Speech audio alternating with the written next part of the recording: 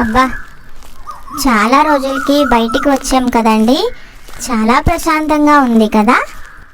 అవును లక్ష్మి, ఏదైనా ఫ్యామిలీతో వస్తే ఆ మజాయే వేరంటాను. ఏరా చిట్టుతల్లి.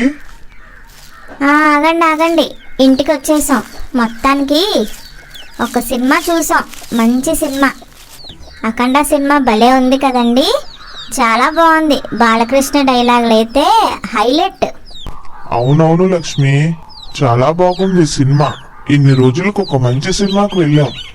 ఈ కరోనాతోనే సినిమాలే లేవు అసలు. సినిమా ఊసులు పక్కన పెడితే ఇంటికి వచ్చాం కదా, కాళ్ళు చేతులు నీట్గా కడుక్కొని చేతులకి శానిటైజ్ చేయండి.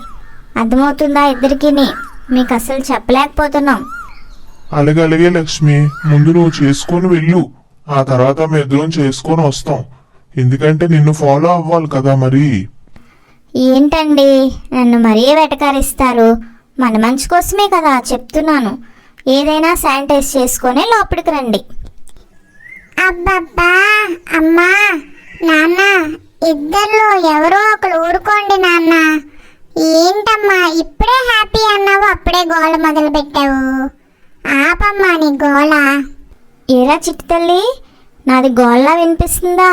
మంచి చెప్తే నీకు మీ బాబుకి ఎక్కదే. అయ్యో అమ్మా, నేను అలా ఏమీ అనలేదమ్మా. శానిటైజ్ ఇవ్వు, నేనే శానిటైజ్ చేసుకొని లోపలికి వస్తాను. నేను నాన్నగారు, నువ్వు నడమ్మా లోపలికి. ఓరే చిట్టి తల్లి, నువ్వు రా నాన్న, శానిటైజ్ చేసుకొని. నాన్నగారు అలాగే అంటారు కానీ నీకు వేడిగా ఏదైనా చేసి పెట్టాలా అమ్మా? తింటావా? వేడివేడిగా ఏమన్నా చెయ్యాలా? అమ్మా, నాకు వేడివేడిగా ఏమీ వద్దు కానీ రేపు రిపబ్లిక్ డే కదమ్మా, నీ చేతితో ఏదైనా మంచిగా స్వీట్ చెయ్యమ్మా, నా ఫ్రెండ్స్ అందరికీ పంచుతాను. అలాగా చిట్టి తల్లి, సరే సరే, నాకు ఒక ఐడియా వచ్చింది. రిపబ్లిక్ డే అంటున్నావు కదా, మంచిగా ట్రిపుల్ కేక్ చేసి పెట్టనా? 3 కలర్స్తో వస్తాయి కదా, బాగుంటుంది. మీ ఫ్రెండ్స్ అందరూ కూడా హ్యాపీ ఫీల్ అవుతారు.